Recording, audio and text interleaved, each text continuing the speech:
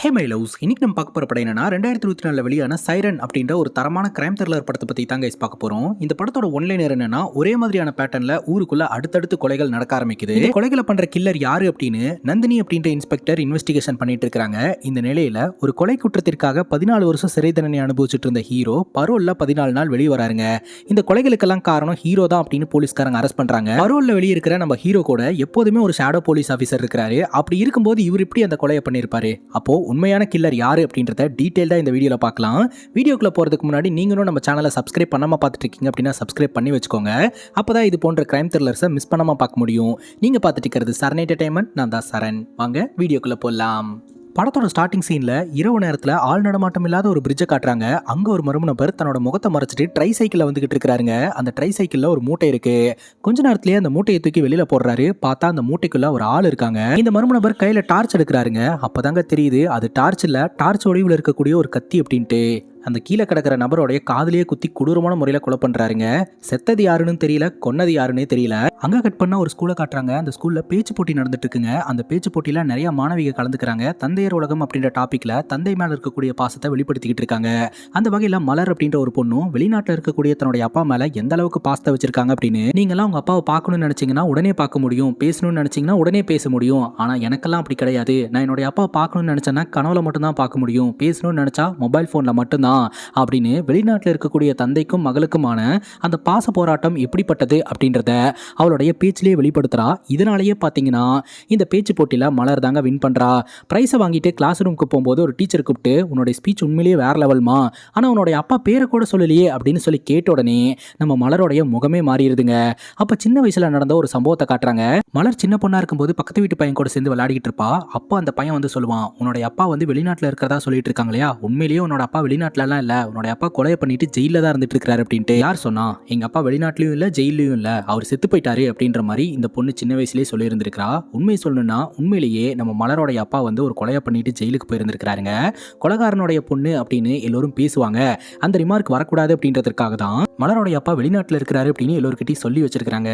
மலருக்கு அவங்க அப்பா மேல சுத்தமா பாசமெல்லாம் கிடையாதுங்க. ஜஸ்ட் ஸ்கிரிப்ட் பண்ணி பேசி வின் பண்ணியிருக்கா, அவ்வளவுதான். அங்க கட் பண்ணா மலரோடைய அப்பாவை காட்டுறாங்க. இவருடைய பேரு திலகவர்மன். நம்ம ஹீரோ கொலையை பண்ணிட்டு 14 வருஷம் ஜெயிலில் இருந்துட்டு இருக்காருங்க. ஒவ்வொரு முறை பரோல் கிடைக்கும் போது இவர் வேண்டாம் அப்படின்னு சொல்லிட்டு நிராகரிச்சிருக்காரு. காரணம் என்னன்னா, இவர் வெளியே போனா அவரோட பொண்ணோட முகத்தை பார்க்கணும், ஒரு கொலைகாரனுடைய பொண்ணு அப்படின்னு அவ தலகுனிஞ்சு நிப்பா, அது எனக்கு கஷ்டமா இருக்கும் அப்படின்னு சொல்லிட்டு தான் ஒவ்வொரு முறையும் நிராகரிச்சுக்கிட்டு இருக்காரு. ஆனா இந்த வாட்டி ஹீரோடைய அப்பாக்கு ரொம்பவே உடம்பு முடியல. 14 நாள் உனக்கு பரோல் கிடைச்சிருக்குது, நீ வெளியே போய் உன்னோட குடும்பத்தினருக்கோட கொஞ்சம் டைம் ஸ்பெண்ட் பண்ணலாம், நல்லா யோசிச்சு முடிவெடு அப்படின்னு அங்க இருக்கிற ஜெயிலர் சொல்ல, சரி சார் நான் யோசிச்சு முடிவெடுக்கிறேன் அப்படின்ட்டு இவர் ஜெயிலில் போயிட்டு ஜெயிலில் இருக்கக்கூடிய கைதிகளுக்கெல்லாம் கிளாஸ் எடுத்துக்கிட்டு இருக்காருங்க. அதுவும் என்ன டாபிக்ல அப்படின்னு பார்த்தீங்கன்னா, உயிர் வந்து எவ்வளோ முக்கியமானது அப்படின்னு சொல்லிட்டு 2 கொலையை பண்ணிட்டு இவர் ஜெயிலுக்கு வந்திருக்கிறாருங்க. உயிரோட முக்கியத்துவத்தை பற்றி அங்கே இருக்கக்கூடிய கைதிகளுக்கெல்லாம் சொல்லிட்டு இருக்காரு. அங்கே கட் பண்ணா நந்தினி அப்படின்ற இன்ஸ்பெக்டர் காட்டுறாங்க. ஆக்சுவலாக இவங்க இப்போ சஸ்பென்ஷனில் இருந்துட்டு இருக்காங்க. கஸ்டடியில் ஒரு கைதியை விசாரணை பண்ணும்போது அவன் ஹார்ட் அட்டாக்ல இறந்து போயிட்டான். இது கஸ்டடியல் டெத்து, நம்ம நந்தினி தான் கொண்டுட்டாங்க அப்படின்னு அந்த வழக்கு நந்தினி மேலே பாஞ்சிருச்சு. இப்போ டெம்பரரி சஸ்பென்ஷனில் இருக்கிறாங்க. இது உறுதியாயிடுச்சு அப்படின்னா இவங்க வேலையே போயிடும். இந்த ஒரு சூழ்நிலை தான் நம்ம நந்தினிக்கு மாப்பிள பார்த்துருந்துருக்காங்க. அந்த மாப்பிள பார்த்தீங்கன்னா இந்த காரணத்தை சொல்லியே ரிஜெக்ட் பண்ணிடுறாரு. நான் பார்த்த ஆம்பளை நீ தான் நினைச்சேன், கடைசி ஆம்பளை நீ தான், அப்படியே போயிரு அப்படின்ற மாதிரி நம்ம நந்தினியை ரிஜெக்ட் பண்ணி விட்டுறாங்க. இப்போ நந்தினி என்கொயரிக்கு ஆஜராகிறதுக்காக வந்திருக்காங்க. நந்தினியோட உயரதிகாரி தாங்க நாகலிங்கம். அவருக்கு நந்தினியை பிடிக்கிறது இல்ல. இப்போ கூட என்ன சொல்றாரு அப்படின்னா, உன்னுடைய நல்ல நேரம் போஸ்ட்மார்ட்டம் ரிப்போர்ட்ல இறந்தவன் ஹார்ட் அட்டாக்ல தான் இறந்தானு வந்திருக்கு, அதனால திரும்ப உனக்கு வேலை கிடைச்சிருக்கு, இனிமேல் அது பார்த்துருந்துக்க அப்படின்ற மாதிரி மிரட்டி அந்த வேலையை திரும்ப கொடுக்குறாரு.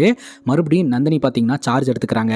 அங்கே கட் பண்ணா நம்ம ஹீரோ ஜெயிலர் கிட்ட போயிட்டு, சார் நான் பரோல் அக்செப்ட் பண்ணிக்கிறேன், வெளியே போறேன் அப்படின்னு சொல்ல, அதுக்கான பேப்பர் ஒர்க் எல்லாம் முடிஞ்சு நம்ம ஹீரோவை ஜெயில இருந்து வெளியே அனுப்பி வைக்கிறாங்க. மலர் டியூஷன் முடிச்சுட்டு வீட்டுக்கு வரும்போது வீடே அப்படியே பரபரப்பா இருந்துட்டு இருக்குங்க.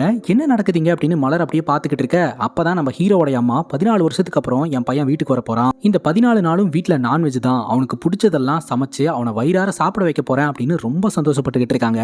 இதையெல்லாம் பார்க்கும்போது மலருக்கு செம்ம காண்டாகுது. மலருக்கு தான் அவங்க அப்பாவை சுத்தமா பிடிக்காது. அந்த ஆள் வராருன்னா அந்த ஆளை நீங்களே கொஞ்சம் கொள்ளாவுங்க, என்னையெல்லாம் எதுலையுமே சேர்த்துக்காதீங்க, எனக்கு அந்த ஆளை பார்க்கறதுக்கு விருப்பம் இல்லை, அது மட்டும் இல்லாம அந்த ஆளு என்னை பார்க்கவே கூடாது அப்படின்னு சொல்லிட்டு வீட்டில் இருக்கக்கூடிய போட்டோஸ் முதற்கொண்டு எடுத்துட்டு தன்னுடைய சித்தப்பா வீட்டுக்கு போயிடுறாங்க. ஆப்போசிட்டில் தாங்க இருந்துட்டு இருக்கு.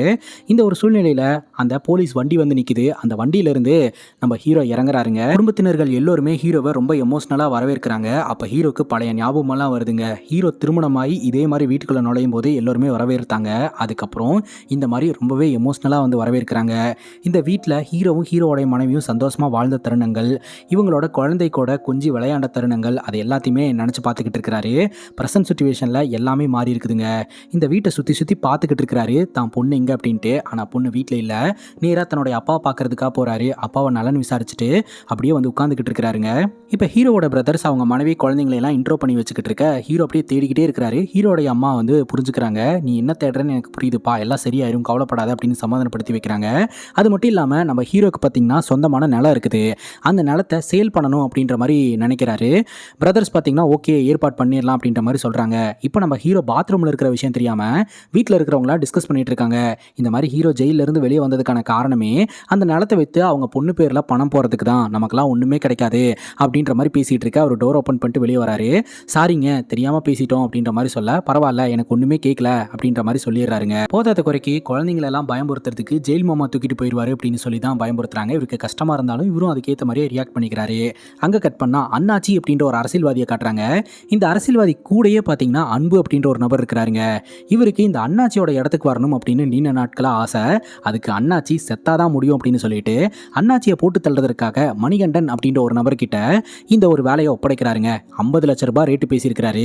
இந்த மணிகண்டனும் ரொம்ப சந்தோஷப்படுறாரு. அவரோட மனைவி கிட்ட போயிட்டு இவ்வளோ நாள் நம்ம இந்த வீட்டில் கஷ்டப்பட்டு வாழ்ந்ததெல்லாம் போதும், சீக்கிரமாக நம்ம இடம் வாங்கி பிரம்மாண்டமாக ஒரு வீட்டை கட்ட போகிறோம், 50 லட்ச ரூபாய்க்கான ப்ராஜெக்ட் வந்திருக்கு அப்படின்னு சொல்ல, என்ன ப்ராஜெக்ட் அது அப்படிங்கும்போது முடிச்சதுக்கப்புறம் சொல்கிறேன், இப்போ நான் சொல்லலை அப்படின்ற மாதிரி மணிகண்டன் சொல்லிடுறாரு. இப்போ வேளாங்கண்ணி அப்படின்ற ஒரு கான்ஸ்டபிள் ஹீரோட வீட்டு கதவை தட்டிட்டு இருக்காருங்க. ஹீரோ தான் டோர் ஓப்பன் பண்ணுறாரு. வேளாங்கண்ணி சொல்கிறாரு இந்த பரோலில் வெளியே வந்தால் அந்த கைதியை பார்க்கணும் அப்படின்ட்டு. அது நான் தாங்க அப்படின்னு ஹீரோ சொல்ல, நீங்களா இவ்வளோ சாந்தமாக இருக்கீங்களே அப்படின்னு சொல்லிட்டு, சரி தினம் போலீஸ் ஸ்டேஷனில் வந்து சைன் போடணும்னு தெரியாதா அப்படின்னு கேட்க, நான் எப்படி தனியாக போய் போட முடியும், நீங்கள் வந்தால் தானே போக முடியும் அப்படிங்கும்போது, ஆக்சுவலாக வேளாங்கண்ணி தான் லேட்டாக வந்திருக்கிறாருங்க, இப்படியே வந்து ஸ்டேஷனில் சொல்லி வச்சிடாதீங்க, என் வேலைக்கு உல வைக்கிற மாதிரி ஆயிரும், வர வழியில் டிராஃபிக் ஆயிடுச்சு அதனால தான் லேட்டுன்னு சொல்லுங்க அப்படின்னு சொல்ல ஹீரோவும் ஓகே சொல்லிடுறாருங்க. ஹீரோ வெளியே இருக்க போகிற இந்த 14 நாள் ஷேடோ போலீஸாக வேளாங்கண்ணி தாங்க கூட இருக்க போகிறாரு. ஹீரோ எங்கே போனாலும் வந்தாலும் இந்த வேளாங்கண்ணியை கூட வச்சுட்டு தான் போகணும் வரணும், இதுதாங்க ரூல்ஸு. ஹீரோக்காக வீட்டில் நல்லா சமைச்சிருக்காங்க இல்லையா, நல்லா ஸ்மெல் வருது, ஒரு கை பாத்திரலாம் அப்படின்ட்டு வேளாங்கண்ணி உள்ளே உட்காந்து சாப்பிட ஆரம்பிச்சிடுறாரு. அப்போ ஹீரோ சைஸாக நழுவு பார்க்குறாருங்க. எதற்காக அப்படின்னு நமக்கு இப்போதைக்கு புரியல. அதுக்கப்புறம் தாங்க புரிய வருது. ஹீரோடைய பிரதர் வீட்டில் தானே ஹீரோடைய பொண்ணு ஸ்டே பண்ணியிருக்கா. ஹீரோ இந்த வீட்டுக்கு வந்ததுனால ஹீரோடைய பொண்ணு ஸ்கூலுக்கு போகிற அந்த கேப்பில் ஒரு வாட்டி தன்னோட பொண்ணோட முகத்தை பார்த்துடணும் அப்படின்னு சொல்லிட்டு ரொம்ப ஏக்கத்தோட வெளியே காத்துக்கிட்டு இருக்கிறாருங்க. ஹீரோடைய அம்மா பார்த்தீங்கன்னா குரல் கேட்குதா, அதுதான் உன்னுடைய பொண்ணோட குரல், வெயிட் பண்ணு வருவா வருவா அப்படின்னு சொல்லிட்டு 2 பேரும் காம்பவுண்ட் கிட்ட நின்று பார்த்துக்கிட்டு இருக்காங்க. கொஞ்ச நேரத்திலே ஸ்கூல் பஸ் வந்து நின்றுதுங்க. நம்ம ஹீரோனால பொண்ணோட முகத்தை பார்க்க முடியாமே போயிருது. வேன் டிரைவர் கிட்ட நம்ம ஹீரோடைய அம்மா சண்டை போட்டுட்டு இருக்காங்க. உங்க பேத்தியை ஸ்கூலுக்கு கூட்டிட்டு போறதுக்காக தானே காசு கட்டுறீங்க, இப்போ வேன் நிப்பாட்டினா சத்தம் போடுறீங்க அப்படின்னு வேன் டிரைவரும் சத்தம் போட்டுட்டு அங்கிருந்து கிளம்புறாருங்க. இப்போ நம்ம நந்தினி அவங்களோட ஸ்டேஷன்லயே ரீஜாயின் பண்றாங்க. முதல் வழக்கா ஒரு திருட்டு வழக்கு வருதுங்க. விக்கி அப்படின்ற ஒரு பையன் ஒரு அபார்ட்மெண்ட்டுக்கு வெளியில நின்றுட்டு இருந்த சைக்கிளை திருடி இருந்திருக்கான். எதுக்குடா திருடுன அப்படின்னு கேட்க, நான் திருடவெல்லாம் இல்லை மேடம், வெளியே லாக் இல்லாமல் நின்றுட்டு இருந்துச்சு, உள்ள நிறைய கார் இருந்தது, அவங்களா தான் வாண்டடா வெளியே வச்சிருக்காங்க, நான் எடுத்துட்டு போயிட்டேன், இதுக்கு பேர் திருட்டுல அப்படின்னு அவன் பண்ண தப்ப நியாயப்படுத்திக்கிட்டு இருக்கான்.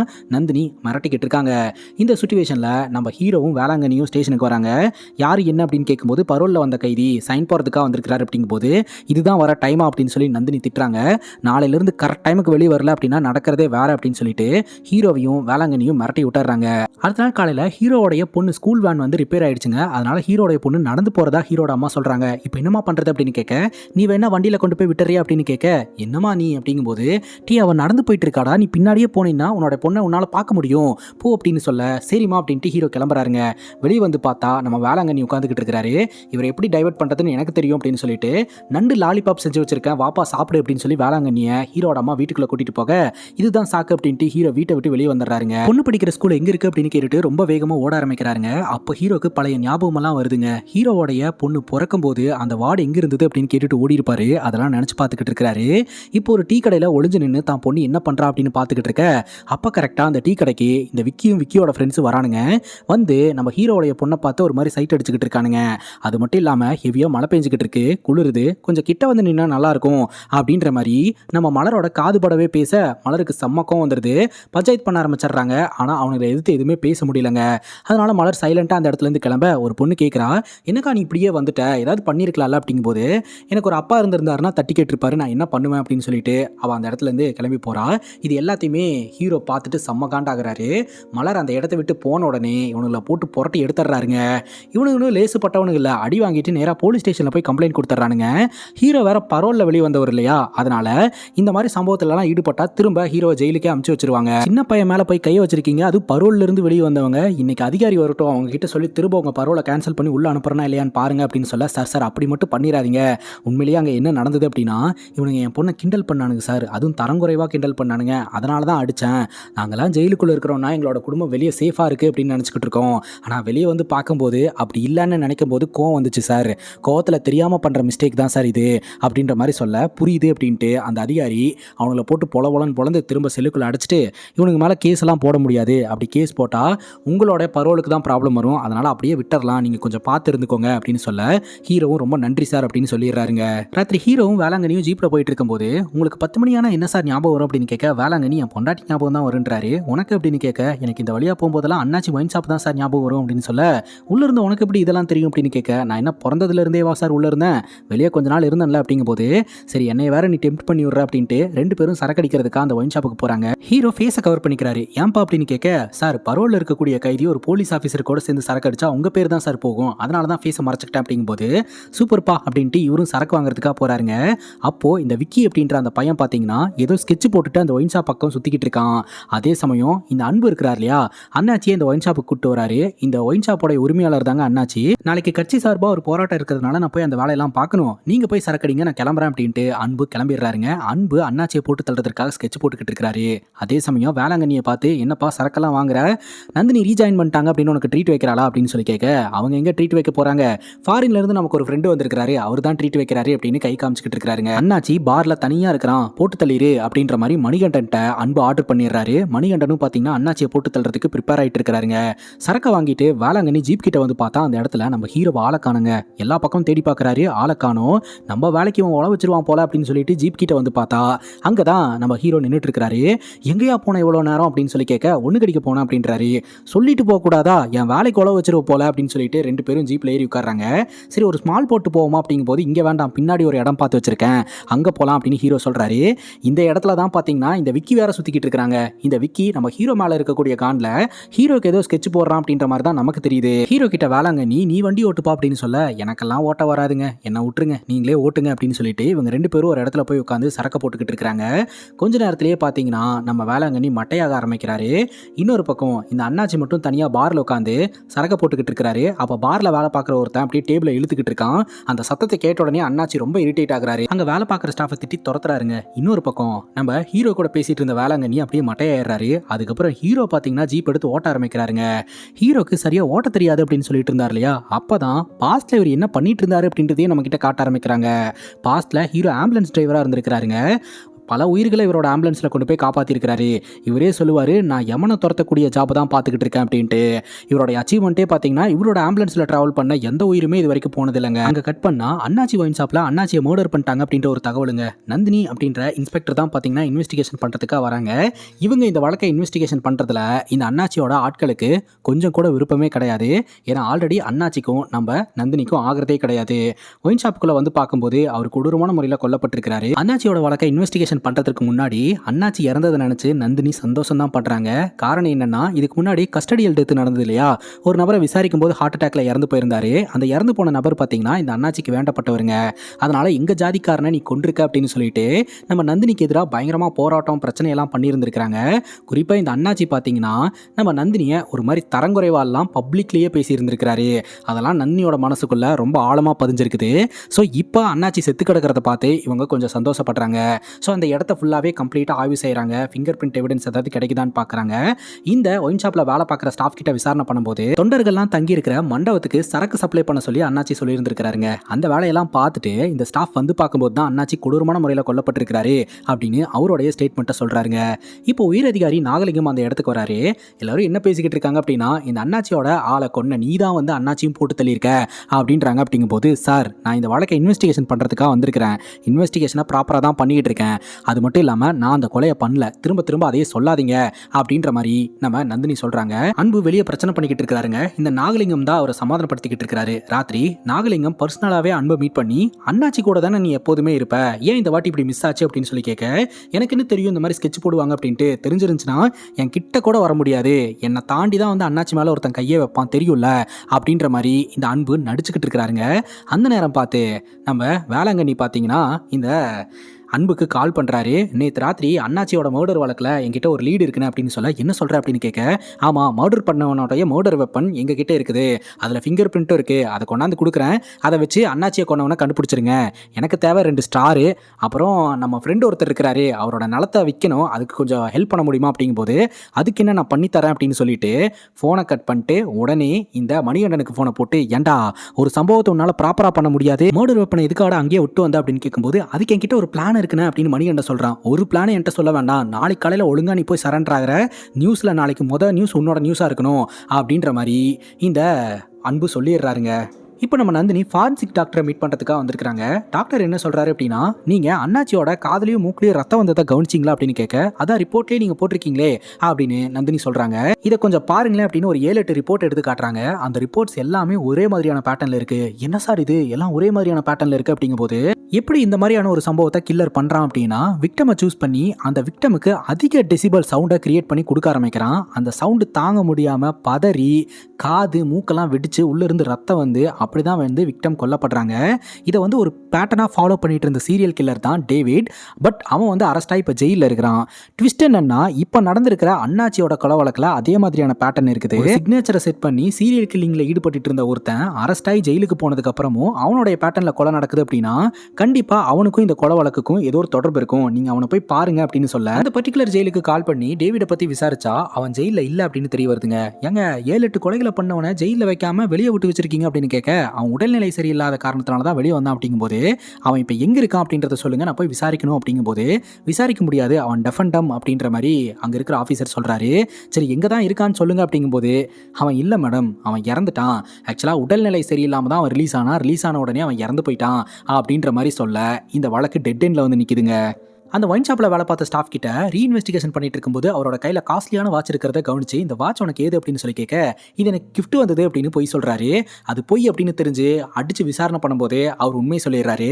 அண்ணாச்சியோட டெட் பாடி பக்கத்தில் கிடச்சிது, நான் எடுத்து மாட்டிக்கிட்டேன் அப்படின்ற மாதிரி சொல்ல, அந்த வாட்ச் என்னது அப்படின்ற மாதிரி நம்ம நந்தினி சொல்றாங்க. எல்லா போலீஸ்காரங்களும் ஷாக் ஆகுறாங்க. ஒருவேளை இந்த கொலை வழக்குக்கும் நந்தினிக்கும் உண்மையிலேயே தொடர்பு இருக்குமோ அப்படின்ட்டு. இந்த அண்ணாச்சி இறந்து போய் இன்வெஸ்டிகேஷன் பண்றதுக்காக போனாங்க இல்லையா, போன போது தான் இவங்களோட வாட்ச் மிஸ் ஆயிருந்திருக்குது. அதை தான் பார்த்தீங்கன்னா இந்த ஸ்டாஃப் வந்து எடுத்து வச்சிருந்திருக்காரு. ஸோ இதன் மூலமா நந்தினிக்கும் அண்ணாச்சியோட கொலைக்கும் எந்த தொடர்பும் இல்லைன்னு தெரியுதுங்க.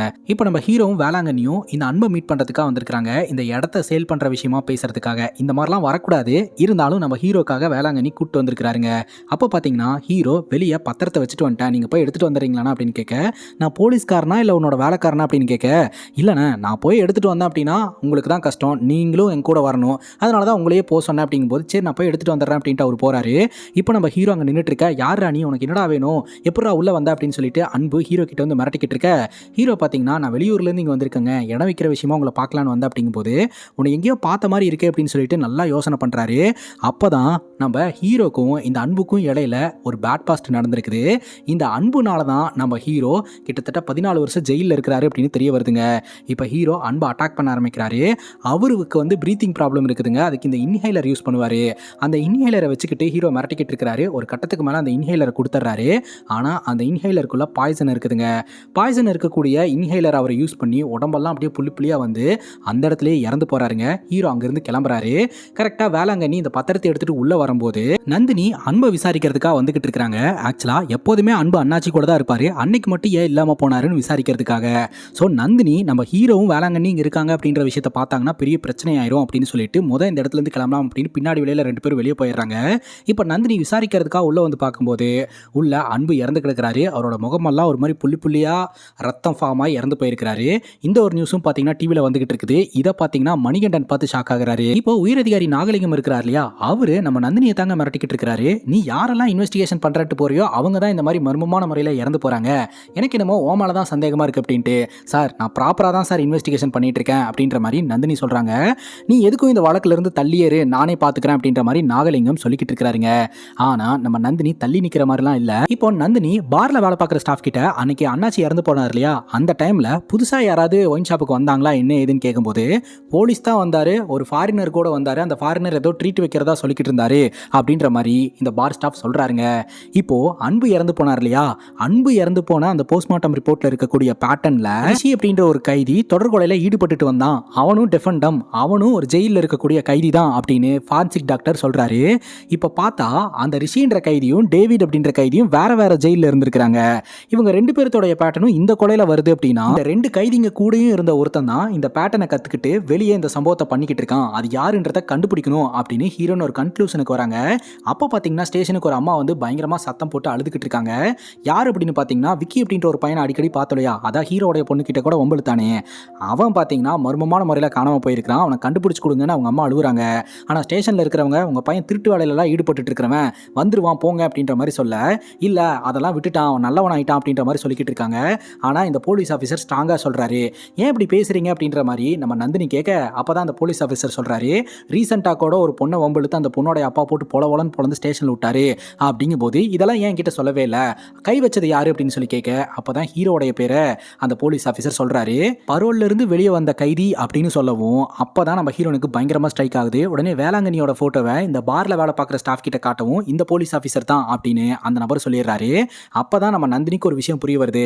ஆக்சுவலாக நந்தினி அந்த கொலை நடந்த இடத்துல போய் வாட்சை மிஸ் பண்ணிட்டு வந்ததா நினைச்சாங்க இல்லையா, பட் உண்மையிலேயே என்ன நடந்திருக்கு அப்படின்னா முன்னாடி நாள் சைன் போட வரும்போது நம்ம நந்தினிக்கு தெரியாம வாட்சை ஹீரோ திருடி கொலை நடந்த இடத்துல கொண்டு போய் போட்டு இந்த கொலையை டைவர்ட் பண்ணி விட்டுருக்காரு. இப்போ ஹீரோ அவருடைய பொண்ணோட அக்கௌண்ட்ல பணம் போடணும் அப்படின்றதுக்காக அவருக்கு சொந்தமான லேண்டை விற்கிறதுக்காக வந்திருக்காரு. அந்த லேண்டை வாங்குறதுக்காக மணிகண்டனும் மணிகண்டனுடைய மனைவியும் வந்திருக்காங்க. அதாவது அன்பு மூலமா ஒரு அமௌண்ட் கிடைச்சது இல்லையா அண்ணாச்சியோட கொலை வழக்குக்காக, அந்த பணத்தை கொடுத்து தான் இந்த லேண்டை வாங்குறதுக்காக வந்திருக்காங்க. அப்போ ஹீரோவுடைய பொண்ணு ஆட்டோல வந்துகிட்டு இருக்காங்க. அந்த நேரம் பார்த்து கரெக்டா நம்ம நந்தினி அந்த இடத்துக்கு வந்து சட்டையை பிடிச்சி இழுத்துட்டு போயிட்டு இருக்காங்க. ஸோ இங்கே நடந்த ரெண்டு கொலையும் பண்ணது நம்ம ஹீரோ தான். ஏன்னா அந்த ரெண்டு கைதிங்க கூடயும் கான்டாக்டில் ஜெயிலில் இருந்தது நம்ம ஹீரோ தான். அவங்க கிட்ட இந்த பேட்டர்னில் எப்படி கொலை பண்ணுறது அப்படின்னு கற்றுக்கிட்டு வெளியே வந்து கொலை பண்ணிட்டு இருக்காரு அப்படின்னு சொல்லி சட்டையை பிடிச்சி இழுத்துட்டு போயிட்டு இருக்காங்க. அதை நம்ம ஹீரோடைய பொண்ணு பார்க்குறாங்க. ஹீரோக்கு ரொம்பவே கஷ்டமாக இருக்குது. ஏன்னா இதே மாதிரி தான் சின்ன வயசில் நடந்தது. இப்பவும் தான் பொண்ணு முன்னாடி இந்த மாதிரி அசிங்கப்படுறமே அப்படின்னு சொல்லிட்டு தட்டி விட்டுட்டு, நீங்கள் நினைக்கிற மாதிரி அந்த கொலையெல்லாம் நான் பண்ணலை, என்னை விட்டுருங்க அப்படின்ற மாதிரி ஹீரோ சொல்கிறாரு. ஆனால் கேட்குற மாதிரி இல்லைங்க, ஸ்டேஷனுக்கு தூக்கிட்டு போயிடுறாங்க. தான் பொண்ணு தொடர்ந்து தவறுதலாகவே நினச்சிக்கிட்டு இருக்கா அப்படின்னு சொல்லி ஹீரோ ரொம்ப வேதனைப்படுறாரு. அதுக்கப்புறம் நம்ம ஹீரோடைய ஃபிங்கர் பிரிண்ட் எல்லாத்தையுமே கலெக்ட் பண்ணி மேட்ச் பண்ணி பார்க்குறாங்க. மேட்ச் ஆகலை. ஹீரோவும் என்ன சொல்கிறாரு அப்படின்னா, என் கூடயே ஒரு ஷேடோ போலீஸ் ஆஃபீஸர் இருக்கிறாரு, அப்படி இருக்கும்போது எப்படிங்க நான் போய் கொலை பண்ணுவேன் அப்படின்றாரு. ஆனால் நந்தினி ஒத்துக்காமல் என்ன பண்ணுறாங்க அப்படின்னா ஜட்ஜை வந்து வீட்டில் போய் மீட் பண்ணி இந்த விஷயத்தையெல்லாம் எக்ஸ்பிளைன் பண்ணுறாங்க. ஸோ இதுக்கு முன்னாடி நடந்த பேட்டர்னை ஜெயிலில் கற்றுக்கிட்டு இந்த மாதிரி அவன் கொலை பண்ணியிருக்கான் அப்படின்ட்டு.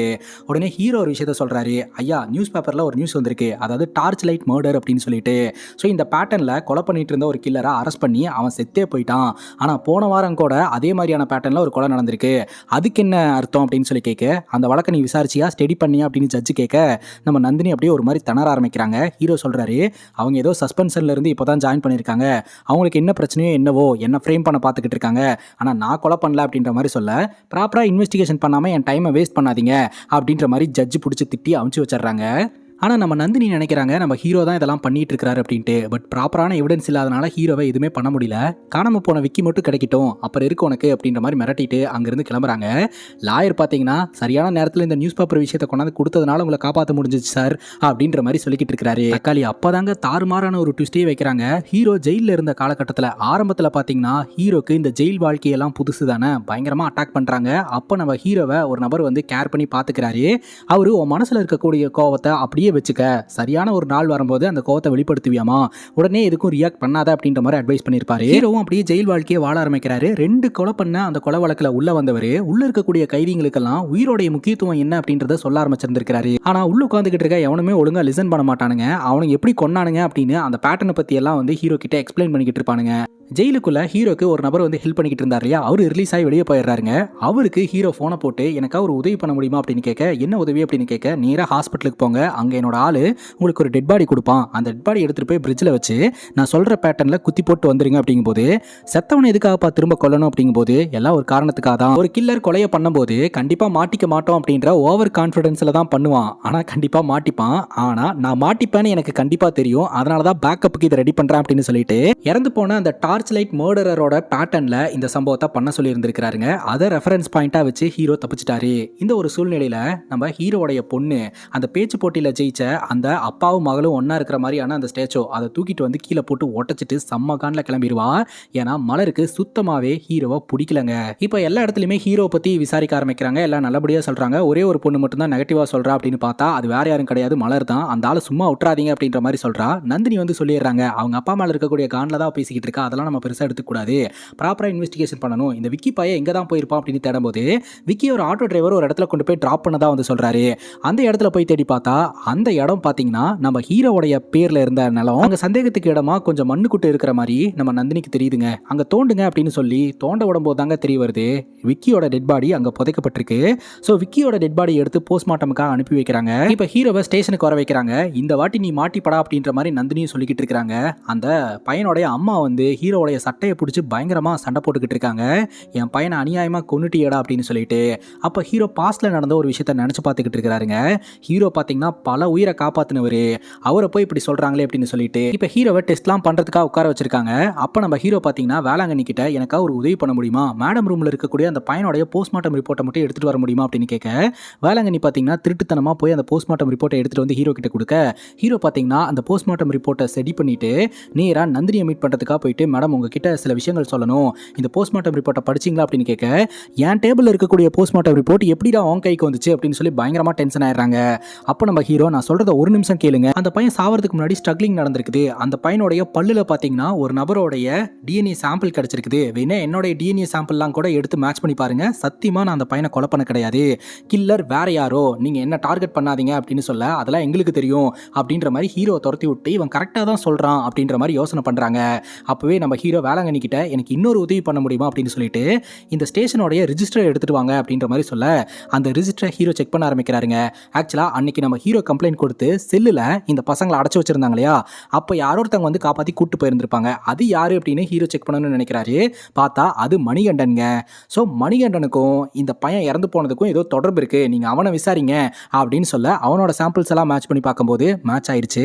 அவன் தான் விக்கியை கொண்டிருக்கான்னு தெளிவா தெரியுது. அவனை தலைகளா தொங்க விட்டு விசாரணை பண்ணும்போது தாங்க பல உண்மைகள் வெளிவருது. அன்பு மணிகண்டன் கிட்ட 50 லட்ச ரூபாய் பணத்தை கொடுத்து அண்ணாச்சியை கொலை பண்ண சொல்லி இருந்திருக்காரு.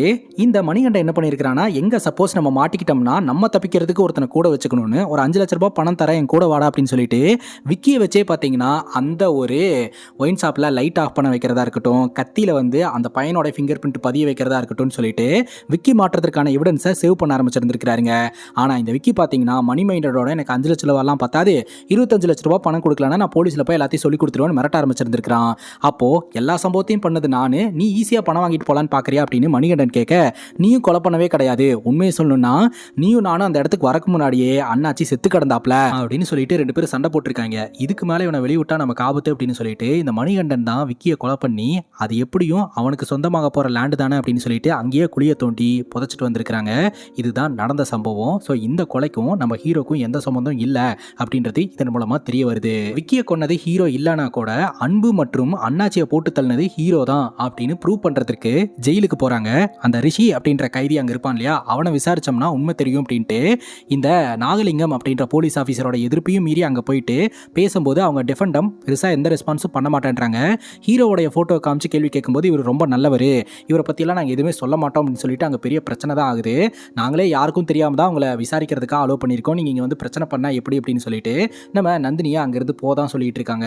இப்போ நம்ம ஹீரோட பாஸ்ட்ல என்ன நடந்தது அப்படின்றத காட்ட ஆரம்பிக்கிறாங்க. ஹீரோ ஆம்புலன்ஸ் டிரைவரா ஒர்க் பண்ணிக்கிட்டு இருக்காருங்க. ஹீரோ பார்த்தீங்கன்னா அவரோட உயிரை பணையம் வச்சு பல உயிர்களை காப்பாற்றிக்கிட்டு இருப்பாரு. அந்த வகையில் ஒரு ஆக்சிடென்ட் பேஷண்ட்டை ஹாஸ்பிட்டலுக்கு கூட்டிட்டு வரும்போது அங்கே ஒரு நர்ஸ் ரெஸ்பான்ஸே பண்ண மாட்டாங்க. போய் ஒரு சண்டை போடுவார். அதுக்கப்புறம் தான் தெரிய வருது அந்த நர்ஸ் வந்து டிஃபெண்டம் அப்படின்னு சொல்லிட்டு. அதுக்கப்புறம் அந்த நர்ஸை நம்ம ஹீரோக்கு ரொம்பவே பிடிச்சி போயிருதுங்க. அந்த நர்ஸை கூப்பிடணும் அப்படின்னா அவங்களுக்காகவே அங்கே ஒரு லைட் வச்சிருக்காங்க. அந்த லைட்டை ப்ரெஸ் பண்ணால் அவங்க தெரிஞ்சுட்டு வந்து ட்ரீட்மெண்ட் கொடுக்க ஆரம்பிச்சிருவாங்க அப்படின்றதெல்லாம் சொல்லவும் ஹீரோவும் சரின்னு கேட்டுக்கிறாரு. அந்த நர்ஸை நம்ம ஹீரோக்கு ரொம்பவே பிடிச்சி போயிருதுங்க. அந்த நர்ஸோட பேர் ஜெனிஃபர். தொடர்ந்து இந்த நர்ஸை சைட் அடிக்க ஆரம்பிக்கிறாரு, பழக ஆரம்பிக்கிறாரு. 2 பேர்த்துக்குள்ளேயுமே வைபு மேட்ச் ஆனதுனால இவங்க 2 பேருமே ப்ராப்பராக கல்யாணமும் பண்ணி குடும்ப வாழ்க்கையும் வாழ ஆரம்பிக்கிறாங்க. இவங்களுக்கு ஒரு அழகான பெண் குழந்தை பிறக்குது. அந்த குழந்தைக்கு மலர் அப்படின்னு பேரும் வைக்கிறாங்க. எல்லாம் நல்லபடியாக தாங்க போயிட்டு இருந்துச்சு. அந்த சமயத்தில் தான் இந்த மாதிரியான ஒரு சம்பவம் நடக்குது. கதிர் அப்படின்ற ஒரு நபர் பார்த்தீங்கன்னா ஹீரோக்கு வேண்டப்பட்டவருங்க. அவரு ஒரு குரூப் அட்டாக் பண்ணுறதா வந்து ஹீரோக்கு ஃபோன் பண்ணவும், நீ எங்கே இருக்கேன்னு சொல்லி நான் வரேன் அப்படின்ட்டு அந்த இடத்த நோக்கி வந்துகிட்டு இருக்கிறாருங்க. இந்த கதிரை அட்டாக் பண்ணக்கூடிய கேங் வேற யாரும் கிடையாது, இந்த அன்போடைய கேங் தான். கரெக்டாக அந்த இடத்துக்கு வந்து நம்ம ஹீரோ கதிரை காப்பாற்றி கூட்டிகிட்டு போகிறேன்னு சொல்கிறாரு. என்னை தாண்டி நீ கூட்டிகிட்டு போயிருவியா அப்படின்னு சொல்லிட்டு அவங்கலாம் பஞ்சாயத்து பண்ண ஆரம்பிக்கிறாங்க. ஆனால் ஹீரோ கொஞ்சம் கூட யோசிக்காமல் எல்லோருமே அட்டாக் பண்ணிட்டு கதிரை காப்பாற்றி கூட்டிகிட்டு வந்துடுறாருங்க. எதுக்காக இந்த குரூப் கதிரை அட்டாக் பண்ணிட்டு இருக்காங்க அப்படின்னு பார்த்தீங்கன்னா, கதிர் வந்து ஒரு பொண்ணை லவ் பண்ணிக்கிட்டு இருந்திருக்காருங்க. அந்த பொண்ணு வேற யாரும் கிடையாது, இந்த நாகலிங்கம் அப்படின்ற ஒரு போலீஸ் ஆஃபீஸரை பார்த்தோலையா, அவர் இன்ஸ்பெக்டராக இருந்திருக்காரு. அவருடைய பொண்ணை தான் காதலிச்சிட்டு இருந்திருக்காரு. இந்த விஷயம் தெரிஞ்சு வீட்டில் போட்டு பொலவலன்னு பிறந்திருக்காங்க. இவனை உயிரோட விட்டா கண்டிப்பாக ஆபத்துன்னு சொல்லிட்டு இந்த அன்பு கிட்ட சொல்லி இவனை கொலை பண்ணிருங்கன்னு சொல்லவும், அந்த சமயத்தில் தான் பார்த்தீங்கன்னா கதிர் ஹீரோக்கு கால் பண்ணி ஹெல்ப் கேட்டு ஹீரோ வந்து காப்பாற்றி இருந்திருக்காருங்க. இந்த விஷயத்த அடி வாங்கிட்டு அன்பு என்ன பண்ணுறாருன்னா போய் நாகலிங்கம் கிட்ட சொல்லிடுறாரு. நாகலிங்கம் வந்து உடனே ரியாக்ட் பண்ணோம்னா நம்ம தான் பிரச்சனையில் மாட்டிப்போம், அதனால பொறு அப்படின்னு சொல்லிட்டு வெயிட் பண்ணி நம்ம ஹீரோ கிட்டேயே போயிட்டு, இது எங்களுக்குள்ள நடக்கக்கூடிய பஞ்சாயத்து, நீ எதுக்கு குறுக்க வர அப்படிங்கும் போது, அது எப்படி சார் குறுக்க வராமல் இருக்க முடியும், 2 பேருமே டாக்டர்ஸ், பிடிச்சி போய் காதலிக்கிறாங்க, கல்யாணம் பண்ணி வச்சு அழகு பார்க்க வேண்டியதானே அப்படிங்கும்போது, இதெல்லாம் உனக்கு புரியாது, எங்களுக்கு ஜாதி தான் முக்கியம் அப்படின்னு சொல்றாரு. ஜாதின்னு நீங்க எதுல பாக்குறீங்க, செய்யற வேலையில பாத்தீங்கன்னா நீங்க இப்ப போலீஸ் ஆபீசராகவே இருக்க முடியாது சார், 2 பேருமே டாக்டர், சேர்த்து வைக்கிறதுல என்ன இருக்கு, என்னோட தாத்தா பாட்டி தான் வந்து ஜாதி ஜாதின்னு இருந்தாங்க, அட்லீஸ்ட் என் பேரம்பேத்தியாவது ஜாதி இல்லாம வாழட்டும் அப்படின்னு சொல்லிட்டு தான் சார் நான் இதெல்லாம் ஹெல்ப் பண்ணிட்டு இருக்கேன். அது மட்டும் இல்லாம கேள்வி கேட்கறவனுடைய ஜாதியை நீங்க கேட்கறது நிப்பாட்டுங்க அப்படின்ற மாதிரி ஹீரோ இந்த நாகலிங்கத்துக்கு அட்வைஸ் பண்ணிட்டு போயிடுறாரு. ஆனா இந்த நாகலிங்கம் பாத்தீங்கன்னா ஹீரோ போட்டு தள்ளிடலாம் அப்படின்னு பிளான போட்டு நம்ம ஹீரோவோடைய மனைவி ஆட்டோல வரும்போது அந்த ஆட்டோவை ஆக்சிடென்ட் பண்ணி நம்ம ஹீரோ கிட்ட போன்ல சொல்லிக்கிட்டே கத்தியால குத்தி கொலை பண்ணியிருக்காங்க. இன்ஸ்ட்ரக்ஷன் கொடுக்கறது போலீஸ் ஆஃபீஸர் நாகலிங்கம், செயல்படுத்துறது அதாவது கத்தியால குத்துனது அந்த அண்ணாச்சி அப்படின்றவரு. ஸோ இவங்கெல்லாம் சேர்ந்து தான் இந்த சம்பவத்தை பண்ணியிருக்காங்க. ஆனால் அப்பவும் ஹீரோ கரெக்டான டைமுக்கு வந்து தான் பொண்டாட்டி ஹாஸ்பிட்டலில் கொண்டு போய் அட்மிட் பண்ணுறாரு. ஆனால் கொஞ்சம் முன்னாடி வந்திருந்தா உயிரை காப்பாற்றிருக்க முடியும் அப்படின்ற மாதிரி சொல்லிடுறாங்க. இது வரைக்கும் இவரோட ஆம்புலன்ஸில் யாருமே இறந்து போனது இல்லைங்க. முதல் முறையாக இவருடைய மனைவி இறந்து போகிறாங்க. அந்த ஒரு மன உளைச்சல் இருக்கிறாரு. பிஞ்சு குழந்தை வேற வீட்டில் இருக்குது. வீட்டில் அதுக்கான இறுதி சடங்கு நடந்துகிட்டு இருக்கும்போதே போலீஸ்காரங்க வந்து ஹீரோ அரெஸ்ட் பண்ணிட்டு போகிறாங்க. ஸோ கோர்ட்டில் கேஸ் எந்த மாதிரி நடக்குது அப்படின்னு பார்த்தீங்கன்னா, கதிர் அப்படின்ற ஒரு நபரும் இவரோட மனைவியும் தொடர்பில் இருந்த விஷயம் இவருக்கு தெரிய வந்து, இவர் தான் கதிர் மற்றும் இவரோட மனைவியை கொலை பண்ணியிருக்கிறாரு அப்படின்ற மாதிரி இவர் மேலே பழிய தூக்கி போட்டுறாங்க. ஐ விட்னஸ் அப்படின்னு சொல்லிட்டு இந்த அன்பை கொண்டாந்து நிப்பாட்டிடுறாங்க. அதனால நம்ம ஹீரோ தான் கில்லர் அப்படின்னு சொல்லிட்டு 2 கொலை வழக்கில் ஹீரோ தூக்கி ஜெயிலில் போட்டுறாங்க. கிட்டத்தட்ட 14 வருஷமா ஜெயிலே இருந்திருக்கிறாருங்க. இதுதான் ஹீரோட வாழ்க்கையில் நடந்த சம்பவம். ஜெயிலுக்கு போனதுக்கு அப்புறம் அங்க பாத்தீங்கன்னா ஒவ்வொரு கைதிகளுக்கும் உயிரோட மதிப்பு என்ன அப்படின்னு சொல்லி ஒரு கிளாஸ் எடுப்பார் இல்லையா, அப்போ அங்க இருக்கக்கூடிய கில்லர்ஸ் நான் இப்படி கொன்ன அப்படி கொன்ன அப்படின்லாம் சொல்லுவாங்க இல்லையா, அதுல இருக்கக்கூடிய பேட்டர்ன் எல்லாம் இவர் தெரிஞ்சு வச்சுக்கிட்டு வெளியே வரும்போது இவங்களை எல்லாம் பக்காவா பழி வாங்கணும்னு பிளான் பண்ணி இருந்திருக்காருங்க. அப்படி வெளியே வரும்போது தான் பாத்தீங்கன்னா இந்த ஹை டெசிபிள் நாய்ஸை கிரியேட் பண்ணி அண்ணாச்சியை போட்டு தள்ளிடலாம் அப்படின்னு சொல்லிட்டு அந்த ஒயின் ஷாப்புக்கு வேளாங்கண்ணியை கூட்டு போய் அவருக்கு நல்லா சரக்கு ஊத்தி கொடுத்து மட்டை பண்ணிட்டு இவர் இந்த ஒயின் ஷாப்புக்குள்ள வந்து அண்ணாச்சியை கட்டி போட்டு ஹை டெசிபிள் சவுண்டை கிரியேட் பண்ணியிருக்கிறாருங்க. இவரோட காதில் ஹெட்ஃபோன்ஸை மாட்டிக்கிட்டு.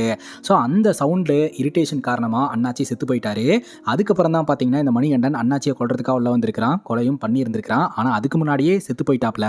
அப்புறம் மணிகண்டனுக்கும் இந்த விக்கிக்கும் நடந்த சம்பவம் எல்லாம் நமக்கு தெரியும் இல்லையா. ரெண்டாவது அன்புக்கு பிரீத்திங் ப்ராப்ளம் இருக்கு அப்படின்னு இதுக்கு முன்னாடி நடந்த சண்டையிலேயே வந்து ஹீரோக்கு தெரியும். அதனால தான் அன்பு பயன்படுத்தக்கூடிய அந்த இன்ஹேலரை கெமிக்கலை கலந்து அன்புவை போட்டு தள்ளி இருக்கிறாருங்க. ஹீரோடைய அடுத்த டார்கெட்டு இந்த நாகலிங்கம் தான் அப்படின்னு நம்ம நந்தினி புரிஞ்சுக்கிட்டாங்க. இப்போ ஊருக்குள்ள திருவிழா நடக்குதுங்க. நம்ம ஹீரோ வீட்டில் இருக்கிறாரு. நந்தினி டைரக்டா நம்ம ஹீரோ கிட்ட போயிட்டு அடுத்து நீ யாரை டார்கெட் பண்ணியிருக்கேன்னு எனக்கு தெரியும், ஆனால் உன்னால் எதுவுமே பண்ண முடியாது அப்படின்ற மாதிரி சேலஞ்சு விட்டுட்டு ஃபுல் ப்ரொடெக்ஷன் கொடுத்து வச்சிருக்காங்க. இந்த ஒரு சூழ்நிலையில் நம்ம அந்த நாகலிங்கம் அப்படின்ற ஆஃபீஸர் கிட்ட, சார் உங்களுக்கு இன்னைக்கு ஆபத்து இருக்குது, நீங்கள் இங்கே இருக்காதீங்க கிளம்புங்க அப்படிங்கும்போது ஆல்ரெடி நாகலிங்கம் பார்த்தீங்கன்னா நம்ம நந்தினி மேலே எரிஞ்செரிஞ்சு விழுந்துக்கிட்டு இருப்பாரு. காரணம் என்னன்னா இவங்க ஜாதிக்காரனுடைய கொலை வழக்கில் நம்ம நந்தினிக்கு தொடர்பு இருக்குது அப்படின்றதுனால இப்போ உங்களோட சேஃப்டிக்கே ப்ராப்ளம் அப்படின்னு நந்தினி சொன்னாலும் அவர் கேட்க மாட்டான்ட்டு அங்கேயே இருக்கிறாருங்க. இப்போ நம்ம ஹீரோ என்ன பண்ணுறாருன்னா வீட்டில் இருக்கக்கூடிய சின்ன பசங்க கூட ஒளிஞ்சு கொண்டு விளையாடுறேன்னு சொல்லிட்டு யாருக்கும் தெரியாமல் வீட்டுக்கு பின்னாடி வெளியே வந்து அங்கே இருக்கிற ஒரு போலீஸ் ஆஃபீஸரோட கன்னு வாக்கி டாக்கி எல்லாம் எடுத்து எல்லா போலீஸ்காரங்களையும் பயங்கரமாக டைவர்ட் பண்ணி இந்த நாகலிங்கத்தை தனியாளாக்கிடுறாருங்க. அதுக்கப்புறம் நாகலிங்கத்தை தனியாக ஒரு இடத்துக்கு கூட்டு போயிட்டு சண்டை போட ஆரம்பிக்கிறாரு. இந்த நாகலிங்கம் பார்த்தீங்கன்னா நம்ம ஹீரோவை ஐடென்டிஃபை பண்ணிடுறாரு. இவங்க 2 பேர்த்துக்குள்ள பயங்கரமாக சண்டை நடக்குது. சண்டையோட முடிவில் இந்த நாகலிங்கம் வந்து போலீஸ்காரங்க கையில் கிடைக்கிற மாதிரியே பண்ணிடுறாருங்க. போலீஸ்காரங்களும் பார்த்தீங்கன்னா இவரோட உயிரை உடனடியாக காப்பாற்றி ஆகணும் அப்படின்ட்டு ஒரு ஆம்புலன்ஸ் புக் பண்ணுறாங்க. அந்த ஆம்புலன்ஸில் ஏற்றி அனுப்புனதுக்கப்புறம் பின்னாடியே ஒரு ஆம்புலன்ஸ் வந்து சொல்லுங்க அப்படின்றாங்க. யார் ஃபோன் பண்ணீங்கன்னு கேட்குறாங்க. அப்போ இதுக்கு முன்னாடி போன ஆம்புலன்ஸ் அப்படின்னு யோசிக்கும் போது தான் அந்த ஆம்புலன்ஸ் டிரைவரே நம்ம ஹீரோ தான் அப்படின்றது தெரிய வருது.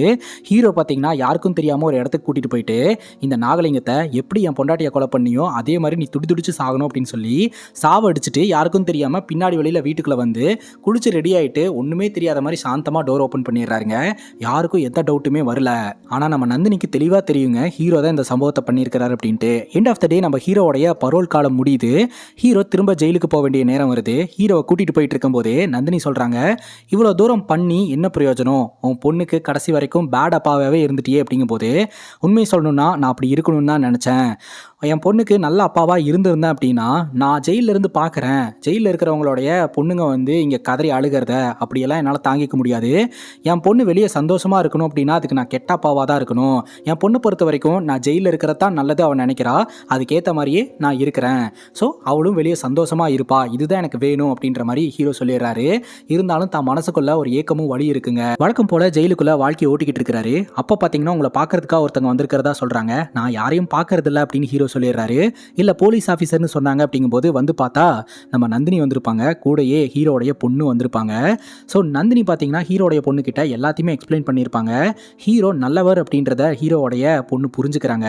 ரொம்ப எமோஷ்னலாக அட்டாச் ஆகி 2 பேருமே பார்த்துக்கிறாங்க. இத்தோட இந்த படம் முடியுதுங்க. இந்த படத்தை பற்றி நீங்கள் என்ன நினைக்கிறீங்க அப்படின்ற உங்களோட கருத்துக்களை கமெண்ட் செக்ஷனில் பதிவு பண்ணுங்க. இதே மாதிரி வேற ஒரு நல்ல வீடியோவில் வந்து சந்திக்கிறேன். Love you guys, take care and cheers.